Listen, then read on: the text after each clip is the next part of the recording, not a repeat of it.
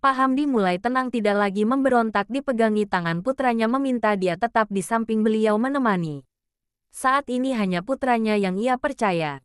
Bukan marah atau kecewa ke istri, tapi entah beliau sangat yakin putra satu-satunya mampu mengatasi ini semua. Pandangan terus memandang ke wajah Aris tanpa berbicara lagi sepatah kata pun sampai pijatan Bu Fani di kaki tak dirasa.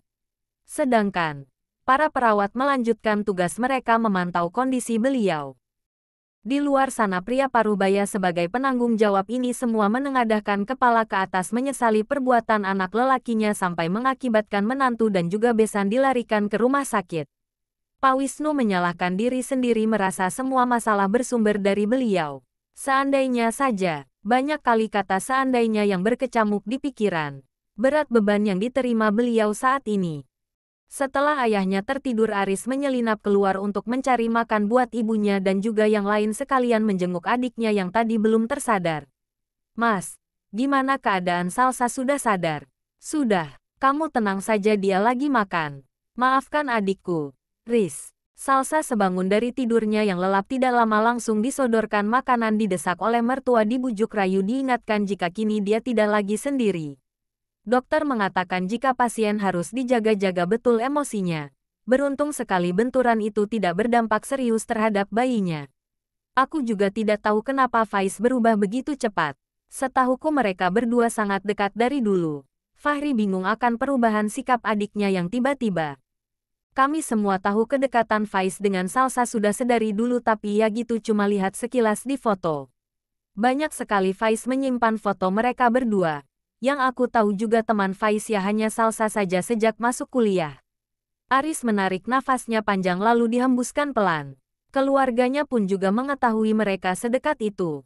Adiknya selalu antusias jika ditanya tentang sahabatnya tersebut, tapi entah kenapa Faiz secepat itu mengkhianati Salsa. Kalau perlakuan Fanya dia tidak heran. Fanya selalu saja cemburu dan iri apapun yang didapat adiknya. Namun, untuk selama ini ia masih cukup mentolerir, tapi tidak dengan satu ini yang sudah dianggapnya kelewat batas. Bagaimana keadaan Pak Hamdi? Sudah mulai tenang, darahnya mulai stabil. Sepertinya ayah syok berat menerima kenyataan ini. Apa Pak Hamdi sama Bu Fani sudah mengetahui status Salsa? Aris menggeleng lemah. Berat rasanya memberikan kabar buruk kepada kedua orang tuanya. Biarlah masalah ini dia yang selesaikan. Jangan sampai kondisinya masih tidak baik. Kesehatan ayah dan ibu lebih penting. Fahri menepuk lengan kakak dari iparnya. Mereka berdua menunggu di depan kamar perawatan. Sedangkan ibu dan juga istrinya menemani Salsa di dalam kamar VIP tersebut. Ya Allah Papa, aku lupa. Bentar ya Riz, aku tinggal sebentar. Keesokan paginya sekitar jam 10 gawai Mahya bergetar menandakan ada satu pesan masuk. Dibukanya pesan tersebut ternyata dari teman yang kemarin dimintai tolong memberikan kabar jika Faiz sedang ada di kota ini bersama Fanya dan juga bapak kandung serta ibu tirinya. Mahya pamit mertua untuk pergi ke panti. Di depan ada teman pantinya yang sudah menjemput mengajak menemui Faiz. Mahya berangkat dulu, nanti sore insya Allah pulangnya.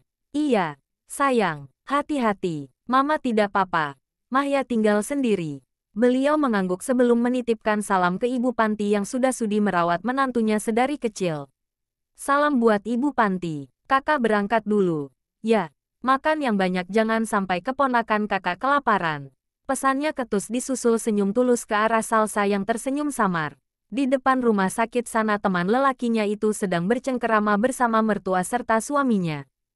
Meski temannya laki-laki, tidak ada sedikit pun rasa cemburu di hati Fahri karena semua tahu pria tersebut sudah seperti kakak bagi menantu mereka. Mahya dulunya tinggal bersama abangnya di panti asuhan. Keduanya yatim piatu sejak kecil karena ulah adik dari sang ayah yang merampas harta peninggalan orang tua dan berakhir dibuangnya mereka di pinggir jalan kota metropolitan ini. Si kakak diadopsi orang kaya yang hanya mempunyai satu anak perempuan. Dulu, orang kaya itu tidak mengharuskan ingin mengadopsi anak laki-laki, jadi kakaknya Mahya menyembunyikan adik perempuannya agar tidak dipinta. Biarlah dirinya saja karena di hati ada sesuatu hal yang harus ia selesaikan. Benar dugaannya, pasti dia yang terpilih. Wajah tampan bersih yang dimiliki sejak kecil membuat kedua orang tersebut jatuh hati. Bukan cuma itu, Mahya dan juga kakaknya memanglah terlahir dari orang kaya jadi biasa membawakan diri dengan orang tersebut. Sang adik yang masih sangat kecil dititipkan teman panti lelaki yang akrab dengannya. Sesampainya di tempat yang dituju, mereka menunggu teman Mahya yang lain mengalihkan perhatian supaya keduanya dengan mudah mengajak Faiz menjauh dari keluarga barunya. Faiz digiring ke salah satu rumah makan yang tidak jauh dari tempatnya semula. Mahya mendekat duduk di depan iparnya mengajak berjabat tangan.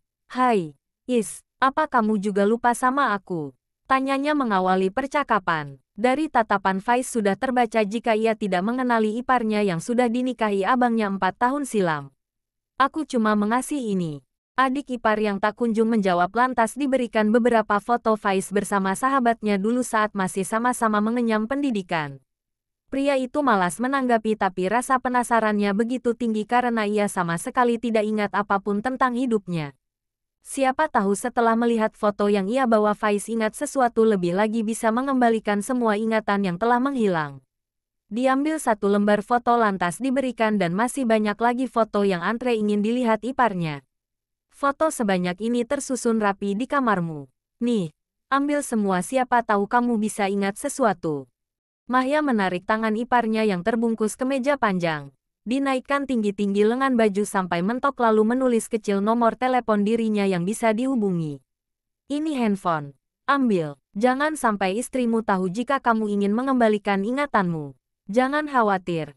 Aku siap membantumu kapan saja. Nomorku cukup kamu hafal. Abis itu hapus." Meski mendengarkan semua perkataan iparnya tapi dia lebih tertarik dengan foto-foto di tangan. Entah kenapa hatinya tertawa geli melihat foto-foto tersebut, sayangnya masih saja dia sama sekali belum ingat apapun. Tiba-tiba sekelebat bayangan ingatan memperlihatkan sahabatnya antusias bercerita di hadapannya dan di ingatannya tersebut ia begitu gemas menekan kepala Salsa padahal di foto tidak ada gambar yang sama seperti itu. Namun sayang, ingatannya hanya sepenggal, dia tidak bisa mengingatnya lagi. Dipuk Asterisul kepalanya sendiri agar gambar di kepala keluar lagi tapi masih saja tidak mau muncul. Mahya menghentikan Faiz melukai diri sendiri dengan menarik tangan kanan ke bawah dan memberikan foto yang belum sempat ia berikan. "Jangan dipaksa, coba lihat yang lain. Ini nih foto pernikahan kalian, ada juga foto Fanya istrimu bersama suaminya. Lihat, ekspresi Salsa, kaku banget, cemberut begitu." Mahya tertawa ngakak melihat foto tersebut, tidak tahan dengan ekspresi ipar perempuannya. "Tahu gak, kenapa Salsa seperti itu? Karena Salsa syok lihat asli wajahmu, bahkan bukan Salsa saja yang syok, seluruh keluarganya termasuk Pak Hamdi ayahnya Salsa sampai kau buat pingsan," antusiasnya bercerita. "Beliau kira salah menikahkan anaknya." Sambung Faiz mulai ingat sedikit-sedikit, hanya sedikit. Tawa Mahya kembali menggema. Berhasil. Mahya berhasil menarik sedikit ingatan iparnya keluar hingga Faiz menyeletuk tersenyum untuk pertama kali.